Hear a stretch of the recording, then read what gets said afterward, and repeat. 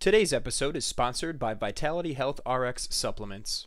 Whether you're an athlete, a busy professional, or just someone looking to prioritize health, Vitality Health RX has what you need.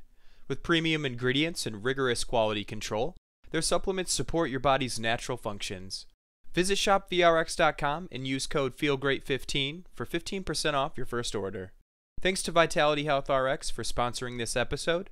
Now let's dive in. Welcome to the Feel Better, Feel Great podcast. Episode 107, Fibromyalgia, Is It Real? I'm Dr. Andrea McSwain, and I'm really looking forward to discussing this with you today.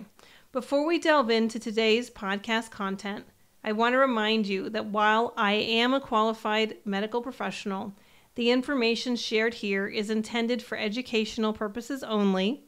It is not a substitute for personalized medical advice, diagnosis, or treatment.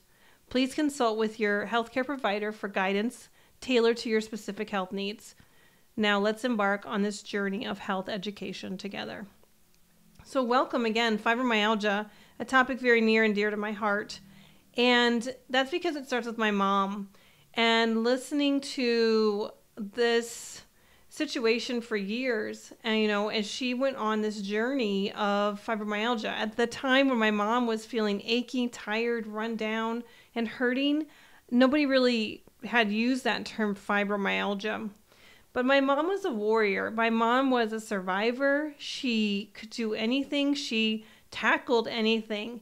And sometimes that didn't work out well for her, because what happened is she started really building up a protective layer, and it was really the fear that started to overwhelm her.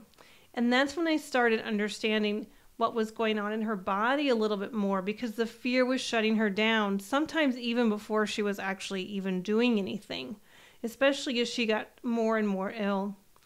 Then, fast forward some time, I wasn't a doctor when my mom was alive, but I was watching these things take place in her body, and then I was appreciating it in my patients. But one of the people that really surprised me was this good friend of mine who's a neighbor. His father came from where they lived in China, and one day we're all sitting on the ground, and this small boy who's his grandchild and my neighbor starts to kind of quickly go closer to his grandfather. In joy, he was toddling to his grandfather, and his grandfather started to change his positioning so he was protecting himself. And he was actually building up the fear that his grandson was going to jump on him. Now, he wasn't overtly in pain necessarily, but what I came to find out later is that he had been a manual worker for 30-something years, carrying a pole with buckets over his shoulder like this. And he had developed a protective fear of that level of cumbersome workload. In many respects, he had developed fibromyalgia. And then I see it in my patients. And I see my patients as we walk through the journey of treating fibromyalgia, now that I have spent a lot of time understanding it, and then actually how we can address it. So that's how I want to talk to you about it. I have some principles that I understand in fibromyalgia that I don't think are particularly common principles, but I think they really help people understand what's going in their body and what's happening in their body, and how they can gain control over the situation, control over their own body. So first of all, fibromyalgia. What is fibromyalgia? Okay, well, the words are there. Fibro, so the fibrous tissue of the body, the fascia of the body, so that's kind of the same word. Myalgia, so my is muscle, and algia is pain or ache. So, really aching fibrous muscle tissue. And that is an important understanding, because that's everywhere. That fibrous tissue that is called fascia wraps around every cell, every tissue, every organ, every subunit, and every unit. So that's an important principle in fibromyalgia, just the term itself, and then its pervasiveness. Okay, so fibrous tissue is everywhere in the body, is fascia. It's also labeled connective tissue if you want to say you've heard a different term.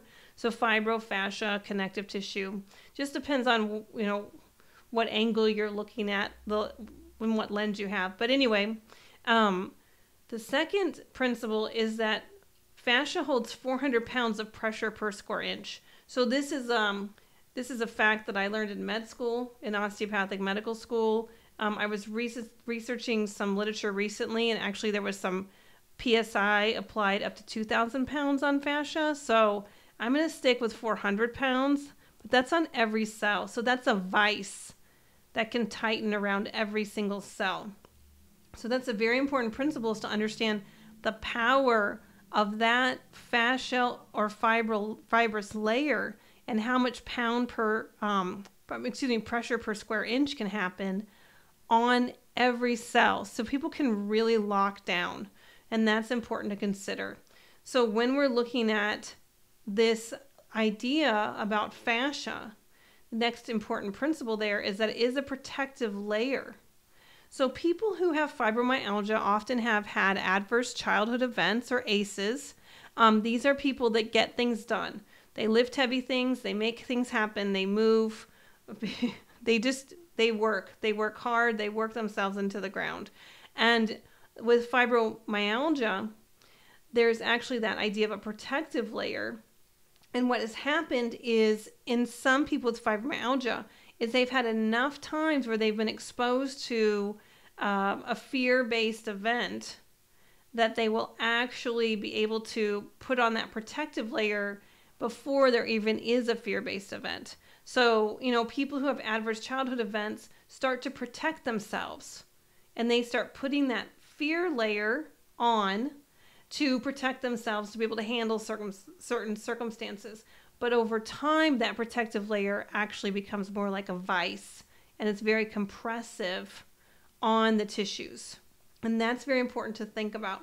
Now, as I mentioned, the fear center plays a role in this, because fear dominates the fascia. And the fear brain, it's called the amygdala, the reptilian brain, these are all survivor brain, the survival brain, the reptilian brain. And so when the fear center is on, it will dictate fascia and the protective layer. And that's just what I found over and over again. People come to me with pain, and they can't really do any work with their muscles, because when they do work, they get more tired. Or they go get a massage and they feel like they've been hit by a truck.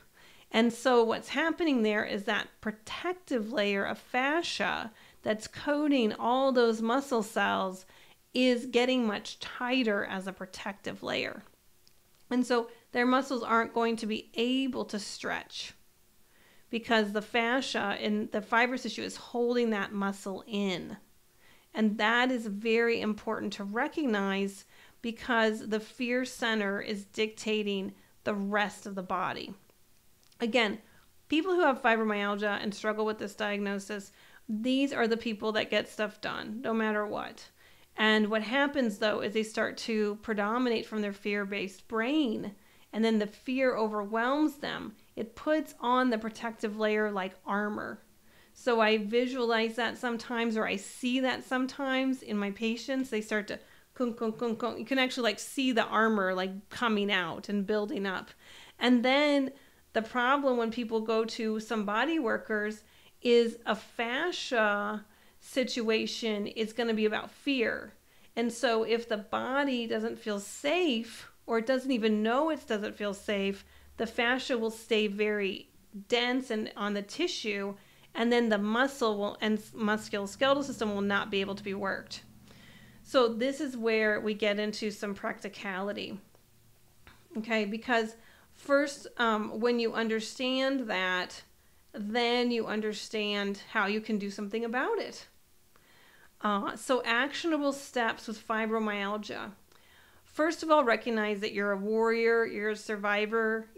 People with fibromyalgia, I really like working with them. I really enjoy them. They want to get better. They have the ability. Okay, so the first thing we have to recognize, again, is that fascia is controlled by the fear center. The other component is that muscles are controlled by the cognitive neuromuscular programming. So when we look at fascia, we want to recognize that in order to turn on the muscles, you have to first turn off the fascia. And that's very important. So turning off fascia, how does that work? Okay, well, another patient lesson here is when I was an obstetrician, I would see the spouse in the delivery room just rubbing the arm of the woman, the pregnant woman who's ready to deliver, and just doing this out of agitation. It was usually on this side, actually, because this is where the baby suite was. But a lot of times, wherever the baby suite was going to be, like the baby crib for assessment, the dad would be, usually the dad, but the support person would be just rubbing almost the skin off the woman's arm.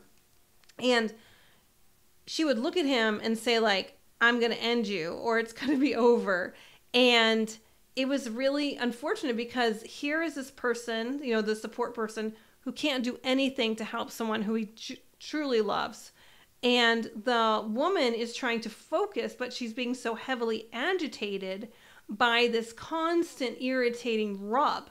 So what I found is if the support person could embrace the arm like a hug, then it would help the person who is delivering to feel supported, to feel strong, to feel that connection with their support person and really feel that strength, and then have that hug.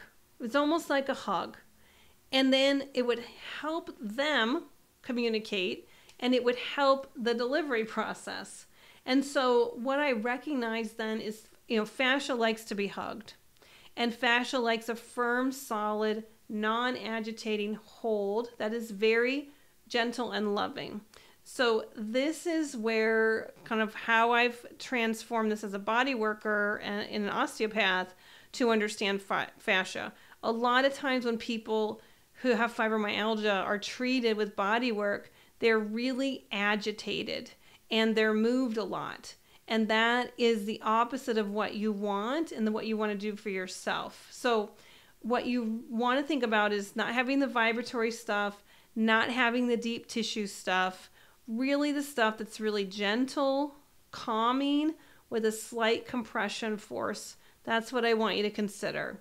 So I'm going to explain compression force a little bit more. So fascia is often spiraled and spiral tight adhered. So when you provide a compression force to fascia, wherever it is, the subunit or etc., then you can allow it to get a little bit more smushed.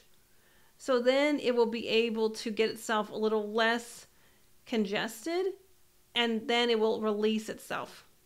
If you put traction, right, and you pull the parts of the body apart, you're just introducing more tension into the system. So it's almost like a hard noodle and a soft noodle, right? Like when you try to pull a hard noodle apart, you're not going to get anywhere. First, you got to soften it, and then it'll kind of have some more give. So the idea with fascia, again, is a compressive force. It's like that hug. You're compressing that tissue, right? And then it will unravel and release. Adding traction to fascia in fibromyalgia is potentially very detrimental for the person's physical well-being, not to mention the algia or pain or discomfort of that. So those ideas are very good when you're looking at how to turn off fascia, because you want to press against something. Like if it's your hand, try pressing against the table. Try turning your palm and pressing down on the table, and then seeing how that might then kind of go through the system and kind of help you release and relax. And that's the time then when that fascia is off to then work on strengthening the muscle with a bicep curl or a tricep. That's the idea. You really want to turn off the fear brain in order to turn on the cognitive thinking brain. And then you can get into your muscles. So That's very important, actionable items. And I think that really helps people unravel and heal from kind of that consequence of the protective layer starting to bind and buckle them down and being very, very heavy on the cells. Then the cells can't function as well. They store and retain a lot of fluid. And that's really important principle too, is that you look at some of this organ congestion that can happen with fibromyalgia, particularly fluid retention. That's a big issue because when the cells are kind of holding, they aren't releasing their waste. And so there's a fluid retention, issue, and that can happen as well with the liver getting a little overwhelmed and the bladder getting a little overwhelmed. So those are some other things that tie into fibromyalgia, is how some of the tissue of the organs that don't inherently kind of have that strong pump start to really kind of contain more fluid. So, when we look at that in fibromyalgia, there's often well, how do you diagnose someone with fibromyalgia? There are some people that will use a tender point examination. I don't know how you feel, but if you're poked in 11 out of 18 times and it uncomfortably poked, then you have fibromyalgia. I think that's the running diagnosis idea, but I don't think people like to get poked personally. So I don't know that that's the best diagnosis. There's other things like the widespread pain index and the symptom severity scale score. Those are interesting ideas. I don't really know that much about them. Usually when I just hear people and I hear their story and I see how they are on the table, that's when I appreciate that they have fibro. And then the other thing is a VISE testing. They do an autoimmune panel. And if all of those are negative and people are symptomatic, then that person is a diagnosis of exclusion for fibromyalgia. And that's often what people find, is that they're in the diagnosis of exclusion category, which means we don't know what's wrong with you, so we're just going to put you in this bucket, and it seems most like this. Unfortunately, that's kind of a diagnose and adios. And when you have fibro, you, first of all, can recognize potentially that maybe you don't have to have fibro. So there are people that can work with you, but they do need to understand that you have to turn off the fascia and the fear brain, and then you can turn on the muscles. Now, a few words of awareness there is, one, start having good days, but good days can often have someone who hasn't felt well push themselves a little too hard, okay? And the other thing is that unraveling process can be difficult if you're going back to the same fear brain principles and you're pushing yourself too hard. So you want to have good days. You want your brain to work. You want your body to work. But you also have to recognize that you're building up your reserve bank again. Okay? So you just don't want to continue to push yourself too hard, because that's going to build up your armor again. You really want to work to releasing and also work on things that help you, like reserve and building up recovery, so that your recovery time is less intense and is shorter duration. That's really important. So if you start recognizing that, then you're going to be able to actually recover from fibromyalgia. One of the other things about your recovery in fibromyalgia is that oftentimes people don't realize that you still can hurt from a long day's work. You can still feel tired, but are you going to feel better the next day? Are you going to be able to bounce out of it? That's what's important. We had a patient in with a similar condition to fibromyalgia, but a joint inflammatory condition, quite technically. And this person, was in their late 70s. They really couldn't do much housework for more than an hour. And about 6 months of working with them, they were in the yard working a full 40-hour a week in the yard, using equipment, outside equipment, and saying, I don't feel better. Like, well, here's your litmus test. At the beginning, you couldn't handle an hour, and now you get tired after 40-hour heavy manual labor work week. You are still going to feel tired in your body sometimes, but you've done the work when you can handle a 40-hour work week of manual labor. I mean, that's a significant improvement in 6 months. But if the mindset stays the same, then you're going to continue to think that you're not getting better. So you really want to put some objective data into that. I think that's very important in any kind of recovery program. You need to recognize how well you're recovering and look back 1 month, 3 months, 6 months, a year and say, where was I and where am I headed? Okay, because that's the other thing about fibromyalgia is there's oftentimes not necessarily a personal reward system put in. Okay, so there's not like I'm doing good. There's constantly trying to achieve to the next thing. So just take that moment and recognize the improvements. The other thing is about self-soothing. And self-soothing is very important because there definitely people who have had adverse childhood events and who have developed fibromyalgia, there's definitely a lot of efforts to survive and be a warrior. But sometimes that ends up using up a lot of energy towards protecting yourself from other people. And when your environment changes and you're not with the people who were hurting you, you're with people who really love you, then you recognize that there's an inner dynamic relationship there where, there's going to be some inherent conflict with other human beings. But if you're with people who genuinely love you and are caring for you, then, those minor offenses that happen in communication, subtle conflicts, it's more like, okay, what did I do as part of the process? How do I soothe myself when maybe I feel something that was said that was slightly hurtful, but instead of getting the fear brain on and building up that protective layer again, you're maintaining a little bit of vulnerability with people who genuinely care for you, who are doing good for you, to you, with you, who love you, okay?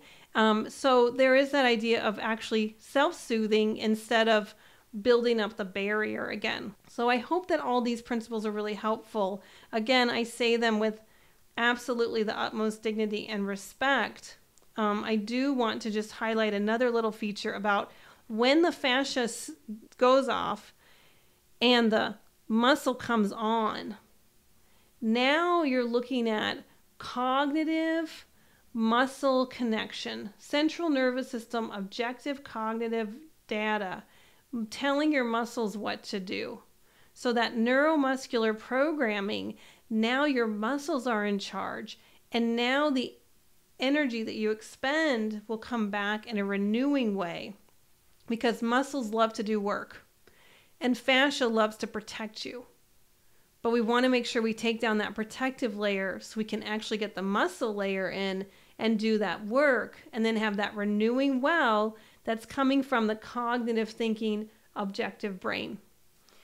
And for everyone with fibromyalgia, my heart goes out to you. I definitely understand the struggle that you have in being acknowledged. Is it real? Or if you're hurting from something, you didn't necessarily do it to yourself, right? Sometimes in the healing process with fibromyalgia, there's a significant unraveling process that's very difficult for other people to understand. And, that's where you have to recognize that that's okay. People can, help you the best that they can, and then you can just, allow them to be them. Okay, but is fibromyalgia real? It's real in my clinic. It's real in my patients. But does it have to be your identity? No. And that is really a significant concluding comment here is fibromyalgia does not have to be an identity. You can resolve fibromyalgia. It doesn't have to be your label. But sometimes when people have finally found a label like fibromyalgia and they can recognize that there's actually something real, it's sometimes hard for them to say, now I'm going to distance myself from something like that diagnosis, fibromyalgia. But you have to in order to have it not be you. Otherwise, you'll continue to have fibromyalgia. But if you say, okay, I had that, I had to work through it, and I treated it and resolved it, and I've moved on, and it was something in the past, but it's not who I am now. So make sure it's not just fibromyalgia, but definitely with fibromyalgia, that you lose and the identity of that diagnosis. And so There can be a grieving process as it starts to leave your identity, and that's okay because you definitely want to grieve that you had to get that diagnosis, and now you want to be happy that it's leaving you. So again, for everyone who has been diagnosed with fibromyalgia or feels that they have it, you're a warrior. You're committed to your health. You're committed to your families. You're committed to your community. And I really actually enjoy working with people with fibro very, very much, because I really feel like they make a commitment to the change because they do want to be in a life that's free from pain. So thank you very much. Please share this episode with other people who you understand might be considering that they have fibro, or they feel like they're kind of the end of the road with fibro. We have some other episodes to listen to, and we look forward to you listening to those. And I definitely invite your feedback. Thank you so much.